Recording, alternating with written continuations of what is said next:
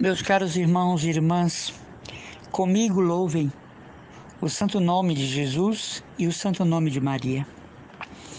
Meus irmãos, para além do aspecto penitencial da Quaresma, nós devemos nós devemos encarar um momento de convite à intimidade com Deus, da oração.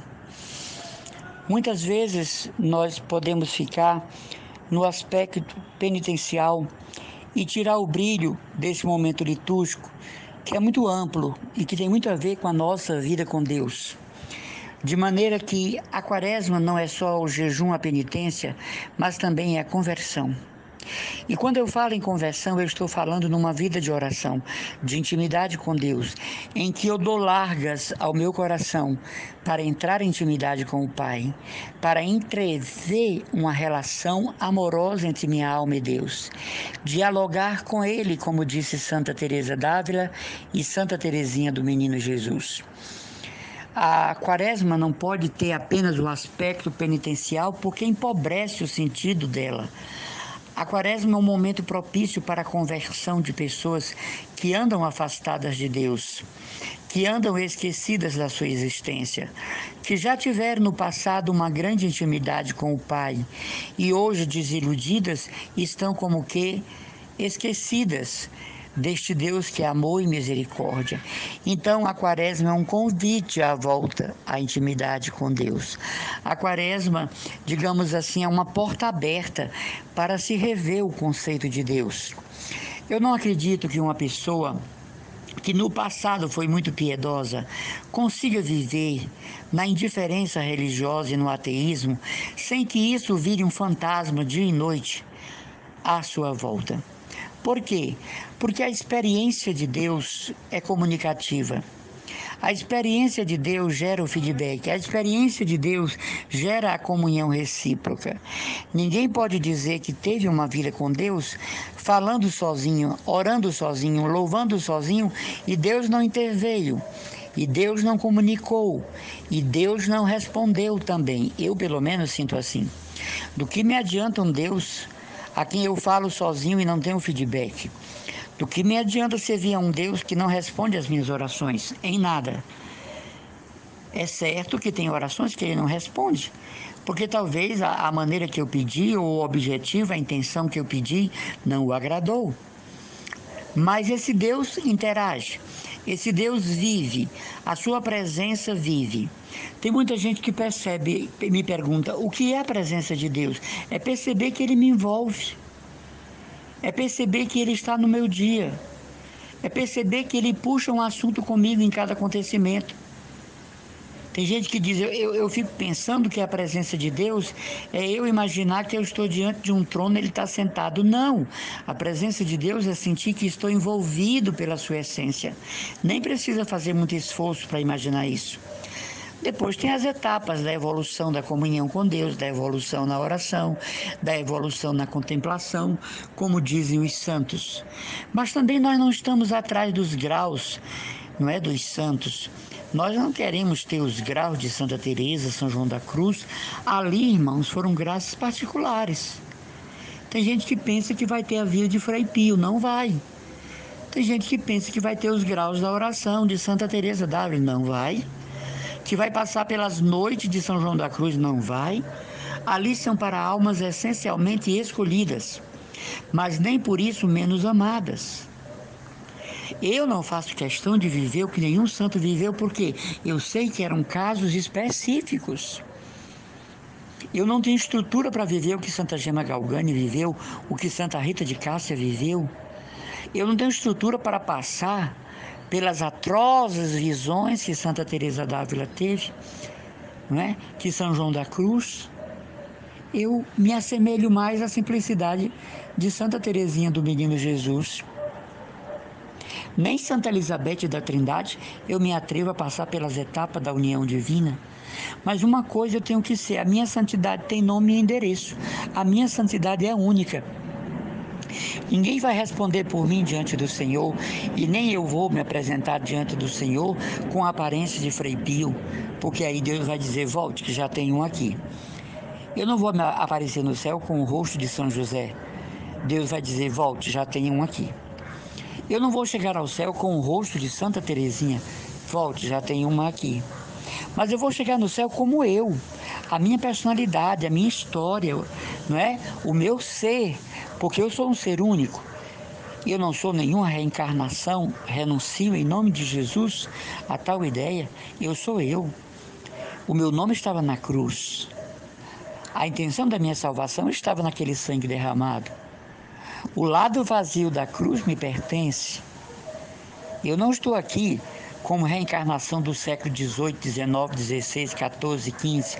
Eu estou como uma pessoa que nasceu em 1968 e daqui tem que lidar com uma luta para ir à casa do Pai, para conseguir a minha salvação, a história da minha comunhão eterna com Deus. Eu não estou aqui representando alguém numa encarnação passada. Eu sou eu, e foi a mim que o Senhor resgatou e chamou pelo nome. Portanto, cada um de nós não pense só na missão da Quaresma como algo pesaroso, não é? Não fiquemos só no roxo dos paramentos. Fiquemos também nesta volta para Deus de nós mesmos e redescoberta do sagrado, redescoberta da pessoa de Jesus. Como eu falei ontem, né? Vamos redescobrir Cristo, redescobrir o sagrado. Será que Jesus não está numa moldura tão antiga? Precisa renovar? Eu possuía uma estampa autêntica, pintada porcelina em Lisieux.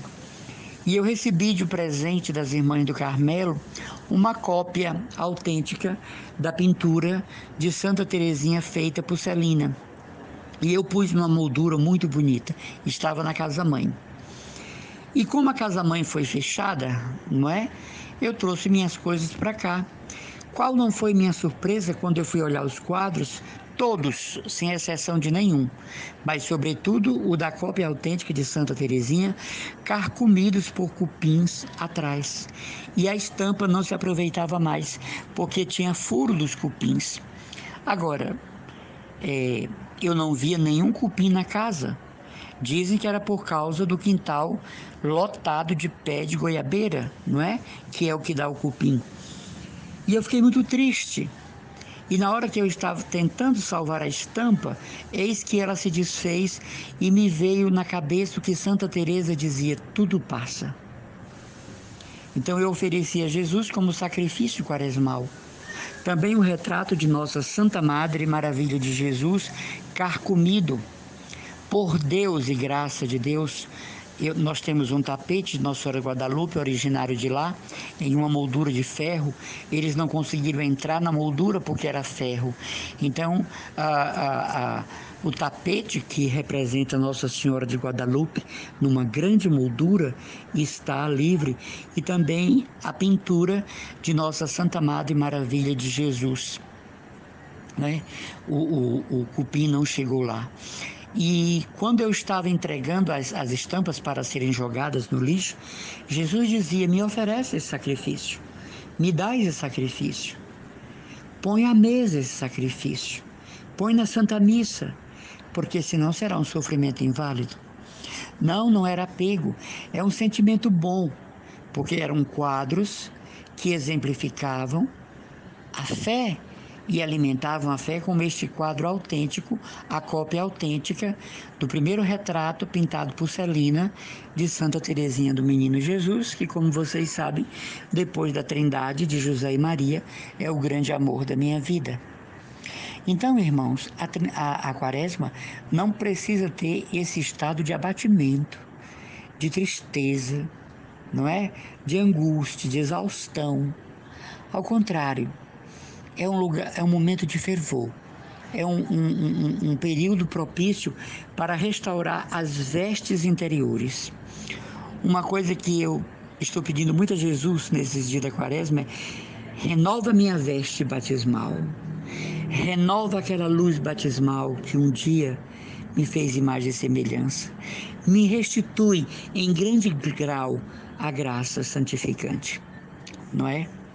Eu estou lendo o livro de um sacerdote jesuíta viver na presença de Deus. E esse livro me tem feito um bem tremendo, porque ele dá dicas de como a gente sente que está vivendo na presença de Deus. Mas hoje eu digo a você, nada de tristeza na quaresma, não é um momento pesaroso. Se porventura temos que renunciar a algo, renunciemos com alegria, com júbilo, porque é dádiva.